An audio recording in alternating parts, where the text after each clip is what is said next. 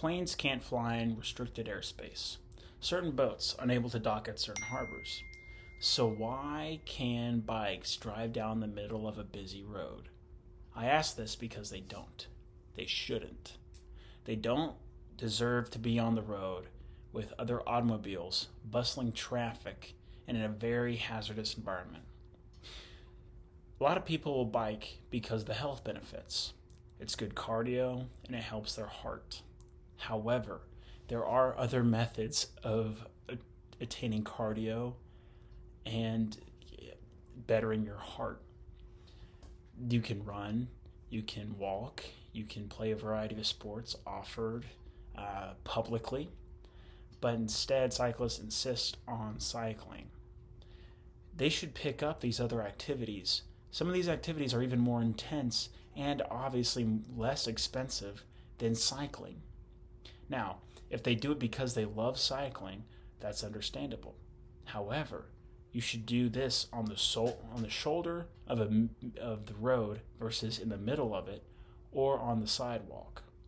Cyclists should also, if they just like the activity of cycling, go to the gym and use an elliptical or use a bike there.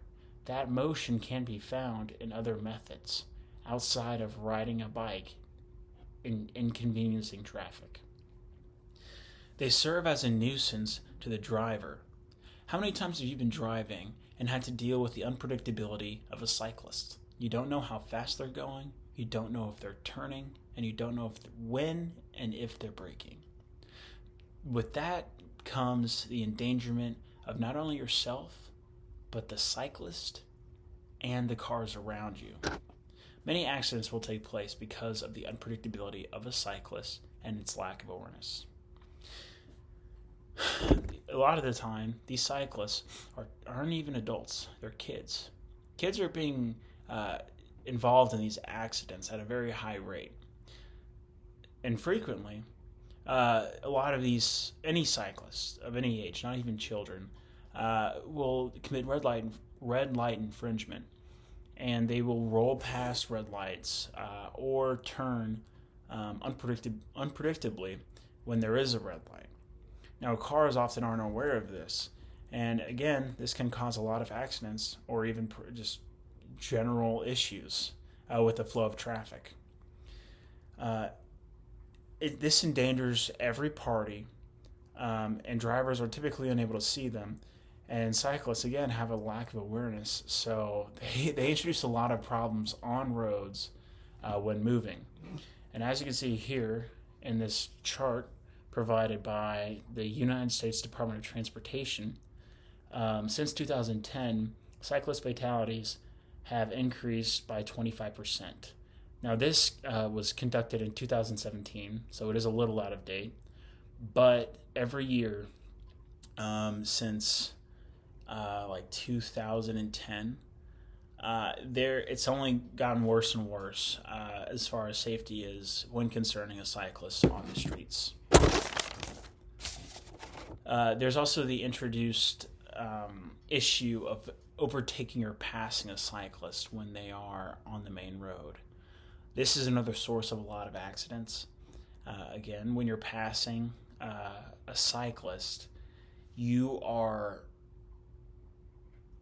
passing someone who is not very well protected, is not very aware, with obviously a very potentially dangerous vehicle, whether it's a motorcycle or a car.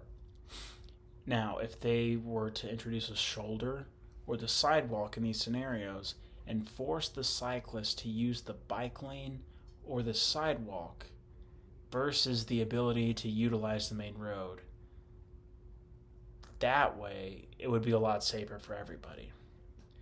Also, tension between bikers and non-cyclists is high, and it has led to many instances of violence around the bikers. They can be targeted and they can be hurt, and this has happened before, although it is not very common. This can be effectively nullified if a solution is introduced to solve this problem. So I'm going to leave you with this. The authorities have identified, in any instance where there's an accident, the cyclists as hazards. unlike automobiles or motorcycles. So, why are they treated as if they are motorcycles or cars outside of traffic incidents?